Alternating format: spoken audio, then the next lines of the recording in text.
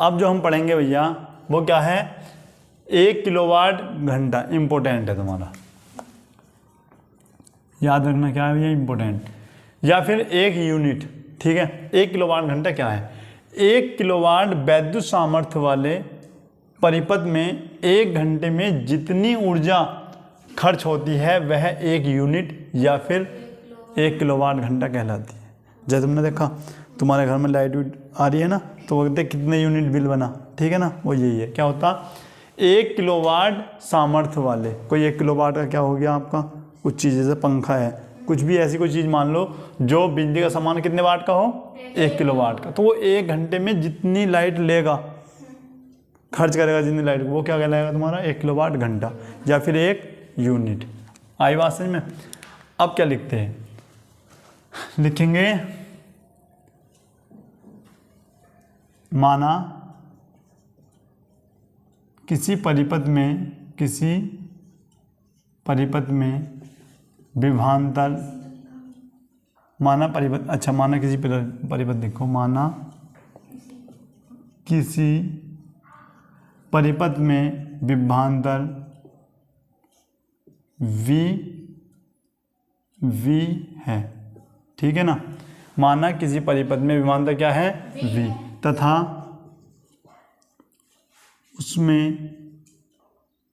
उसमें I धारा, I ampere, या फिर लिखो उसमें धारा I एम्पियर, ठीक है ना, T घंटे के लिए प्रवाहित हो रही है, या फिर हो रही है, लिखो हो रही है, तब परिपथ में व्यय ऊर्जा, तब परिपथ में व्यय ऊर्जा। आई बात समझ में नहीं आई, बताओ। देखो माना किसी परिपथ में विभवांतर V है, ठीक है, या फिर ऐसे लिख लो B विभवांतर वाले परिपथ में तथा उसमें I धारा, I एम्पियर T घंटे के लिए प्रवाहित हो रही है, ठीक है ना, तब परिपथ में व्यय ऊर्जा W बराबर VIT, क्या लिखोगे भैया आप इसको, वाट, 1 मिनट रुको, इसको ऐसे मत लिखो, इसको लिखते हैं VI को एक जगह लिखो और इस T को लिख दो इस प्रकार से, ठीक है। तुम कहोगे भैया अगर मैं यहाँ पर देखूँ तो VI किसका मात्रक है भैया, आपका VI का मात्रक क्या है, वाट, क्योंकि भैया वाट क्यों है, क्योंकि तुमने पढ़ा है P बराबर VI, पढ़ा था वैद्युत शक्ति, और वैद्युत शक्ति का मात्रा क्या होता है, वाट। अच्छा T का क्या बताया था, कितने घंटे के लिए, यहाँ पर हो गए घंटे, ठीक है भाई। अच्छा W बराबर VI, ये वाट है, अगर मैं इसको किलोवाट, हमें तो किलोवाट बनाना हो ना, तो किलोवाट बनाने के लिए जब भी वाट को किलोवाट बनाते हैं तो कितने से भाग करते हैं भैया, 1000 से, कितने से 1000, तो अब ये क्या बन गया होगा आपका किलोवाट, क्या बन गया आपका किलोवाट, और T क्या हो गया आपका घंटे।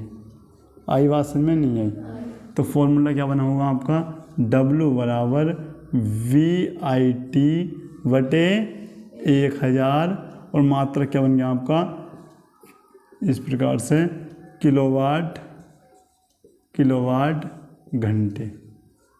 आ रही बात समझ में इतनी, ये आपको हो जाता है फॉर्मूला, ये मात्रा क्या हो गया इसका, या फिर इस प्रकार से लिख लो।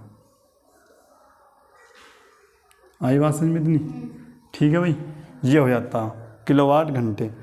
अब क्या लिखते हैं, अब लिखते हैं यूनिटों की संख्या, इसमें एक फॉर्मूला आता है क्या, यूनिटों की संख्या,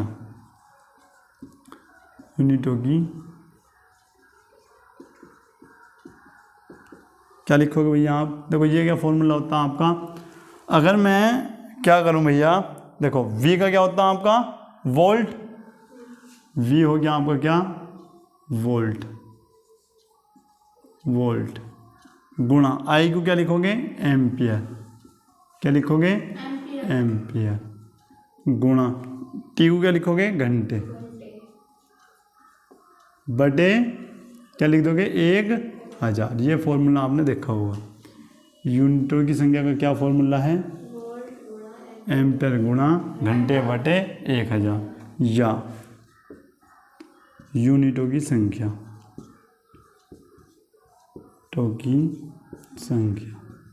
दूसरा फॉर्मूला देखो, अगर मैं वोल्ट और एम्पेयर को जोड़ दूं,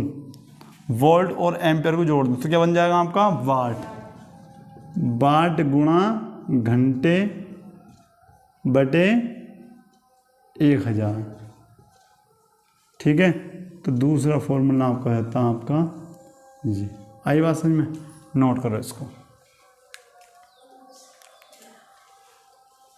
1 मिनट। यहां पर देखो, अब ये बहुत इंपॉर्टेंट है भैया, 1 किलोवाट घंटा और जूल में संबंध। ठीक है, अब यहां पर देखो, किलोवाट घंटा,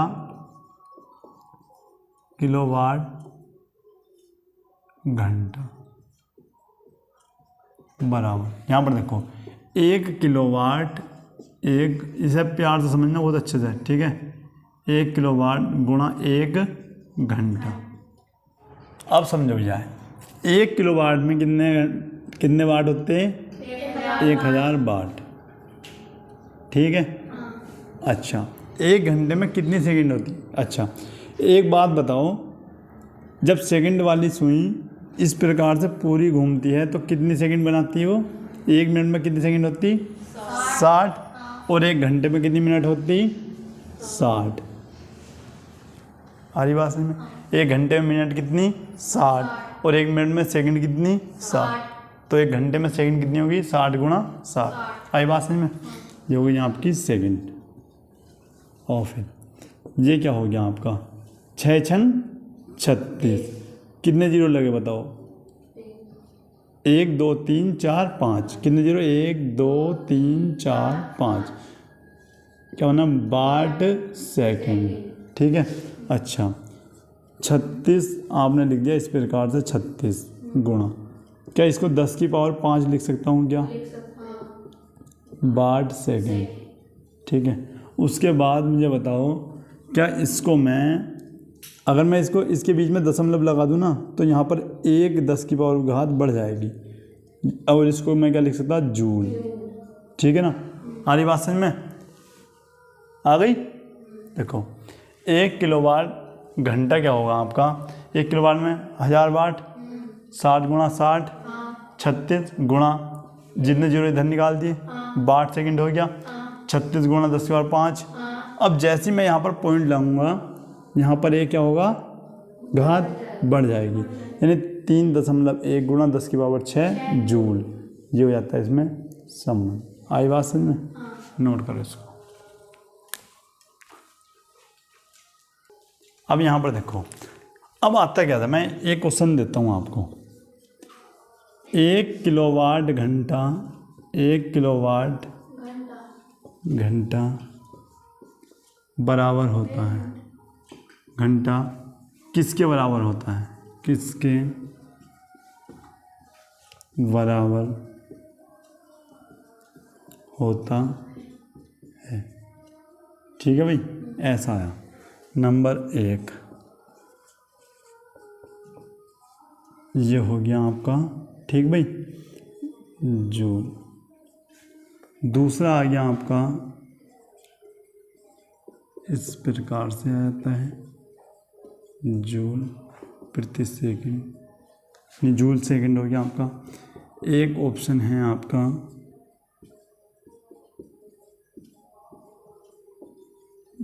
जूल प्रति सेकंड है आपका, और एक ऑप्शन है आपका 10 की पावर 6 जूल। बताओ कौन सा ऑप्शन आपका करेक्ट होगा, थर्ड होगा, कौन सा होगा भैया, फोर्थ वाला। ऐसा क्वेश्चन होगा। ठीक है, नोट करो।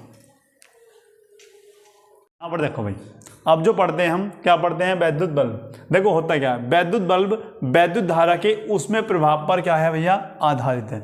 आई बात समझ में, किस पर आधारित है, उसमें प्रभाव पर क्या है भैया, आधारित। इसके तंतु में धारा प्रवाहित की जाती है तब वह क्या हो जाता है भैया, गर्म हो जाता है। इस प्रक्रिया में तंतु का ताप 1500 से क्या कितना हो जाता है, 2500 डिग्री सेल्सियस हो जाता है तक बढ़ जाता है।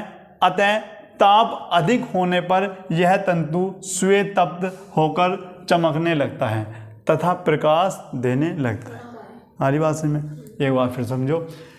वैद्युत बल्ब वैद्युत धारा के उसमें प्रभाव पर आधारित है। किस पर आधारित है, ठीक है। इसके अंदर जो तंतु होता है उसमें आपकी धारा प्रवाहित होती है और वह गर्म हो जाता है, ठीक है। और इसमें इस प्रक्रिया में तंतु का तापमान ये आता है ऑप्शन में आ गए 35 से 40, 1500 से 2500, 3600 से 3800 कितने डिग्री से हो जाता है, तो क्या लिखोगे 1500 डिग्री सेल्सियस से 2500 डिग्री सेल्सियस तक बढ़ जाता है, ठीक है ना। अब यहाँ पर समझो, बल्ब है, ठीक है ना, इसका तंतु टूट गया, वरना ये क्या होता है, इसमें एक तंतु होता है, ठीक है ना। वहाँ पर डायग्राम आपको दिख भी रहा होगा, ठीक है ना। ये सबसे पहले क्या होता है, ये खोखले गोला होता है कांच का, ठीक है, कांच के खोखला गोला होता है। ये जो होती है किसकी टोपी होती है, एल्युमिनियम की, ठीक है ना। ये दो इसमें पिन होती हैं, ये दिख रहा काला काला, ये चमड़े का होता है। और ये जस्ते के दो इसमें क्या होते हैं, टाँके। हमारी बात में ये अब यहाँ पर देखो दो प्रकार के होते हैं। एक तो कम सामर्थ्य का होता है आपका, ये क्या होता है आपका कम सामर्थ्य का,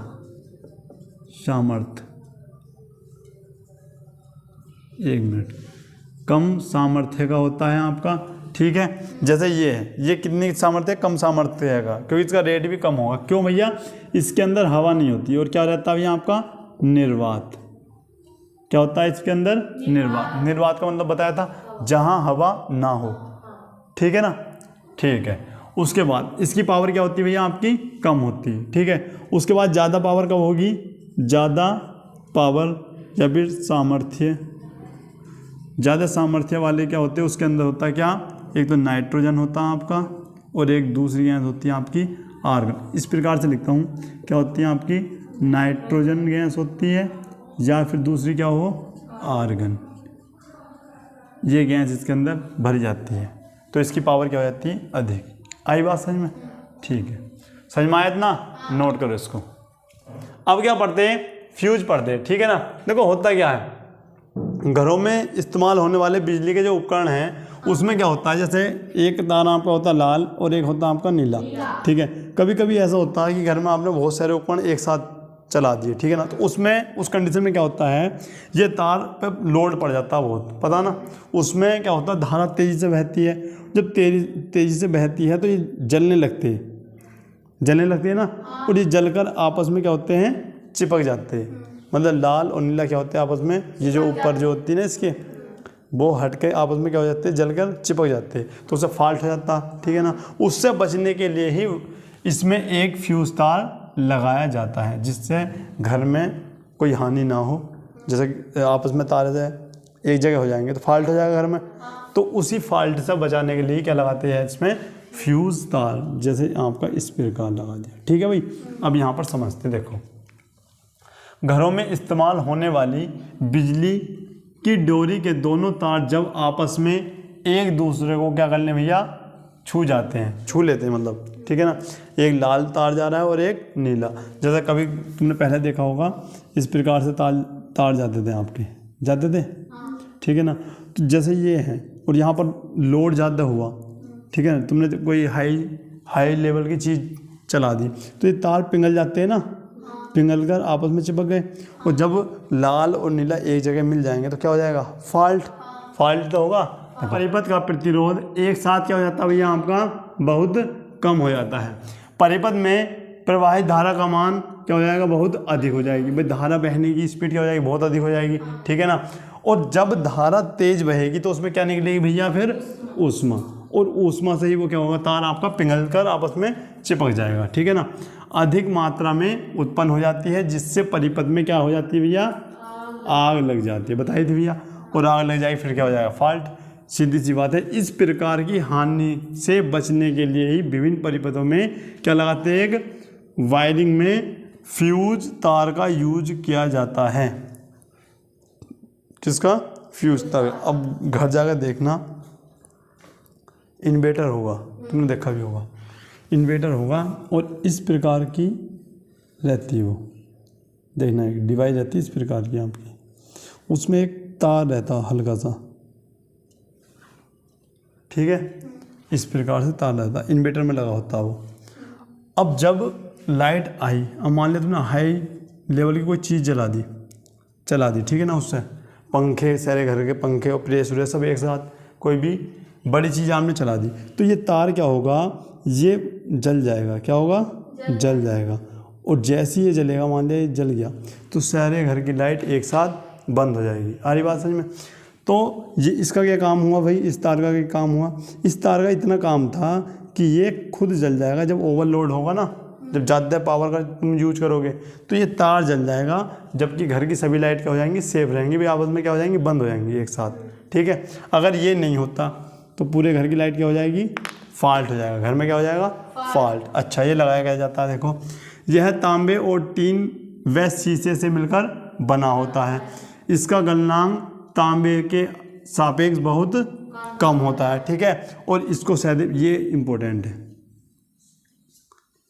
यह आएगा फ्यूज तार को परिपथ में कौन से क्रम में जोड़ा जाता है, समांतर क्रम या श्रेणी क्रम, बताओ, श्रेणी क्रम में, ठीक है, नोट करो इसको।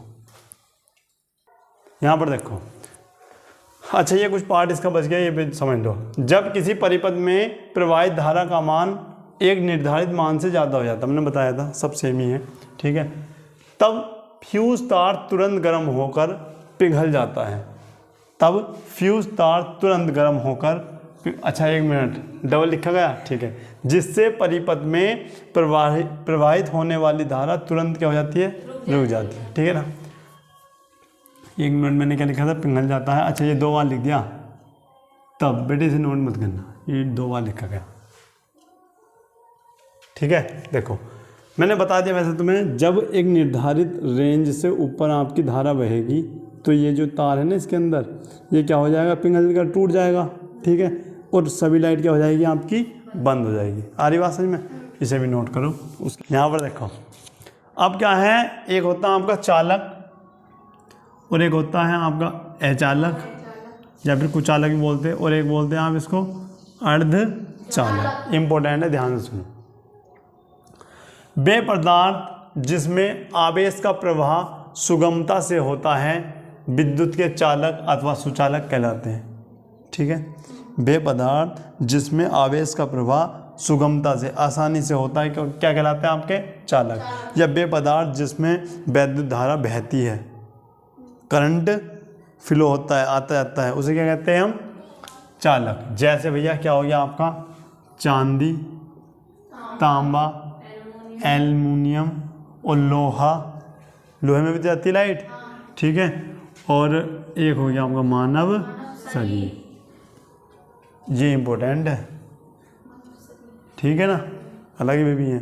अब आता सबसे ज़्यादा लाइट किस में फ्लो करती, तो वो क्या हो जाता है आपका, चांदी, ठीक है। अच्छा, अचालक या कुचालक क्या होते हैं, वे पदार्थ जिसमें आवेश का प्रवाह सुगमता से नहीं होता विद्युत के अचालक या विद्युत रोधी कहलाते हैं। आ रही बात समझ में? कौन कौन से होते हैं भैया, कांच, रबड़ और लकड़ी। आ रही बात समझ में? लेकिन गिल्ली लकड़ी बोला जाए तो उसमें आपका होती लाइट क्या होती, जाती है। आ रही बात समझ? सूखी लकड़ी में लाइट नहीं जाती, गिल्ली में जाती है। अच्छा, अर्धचालक वे पदार्थ जिनकी विद्युत चालकता चालक जैसे तांबा से कम हो और अचालक से क्या हो भैया, ज़्यादा। आ रही बात समझ में? पूरी बात सुनो। पहले मैंने पढ़ा है चालक। चालक क्या है, वे पदार्थ जिसमें आवेश का प्रवाह हो आसानी से, ठीक है। या फिर छोड़ो, ऐसे लिखो, वे पदार्थ जिसमें वैद्युत धारा बह सकती है, ठीक है, जिसमें लाइट आ जा सकती है, आसानी से आ जा सकती है, क्या कहलाएंगे आपके, चालक। जैसे हो गया आपका लोहा, चांदी, तांबा, एल्युमिनियम और मानव शरीर, ठीक है। अचालक या कुचालक वे पदार्थ जिसमें आवेश का प्रवाह सुगमता से नहीं होता, जैसे लकड़ी, कांच और क्या बताया आपको, प्लास्टिक, ठीक है। वाले से है नहीं है लेकिन लिख लेना, प्लास्टिक और क्या है आपका, रबड़, ठीक है। अब आता है क्या आपका अर्धचालक, वे पदार्थ जिनकी वैद्युत चालकता जो है वो चालक से क्या होगी, कम होगी, ठीक है, और अचालक से क्या होगी, ज़्यादा होगी। तो वे क्या कहलाते हैं आपके अर्धचालक। जैसे क्या हो गया आपका सिलिकॉन हो गया और जर्मेनियम हो गया आपका और गैलीलियम। आ रही बात समझ में? कर सकते हैं। कैसे लगी क्लास? समझ में आया सब कुछ? ठीक है, मिलते हैं नेक्स्ट क्लास में, तब तक के लिए जय हिंद।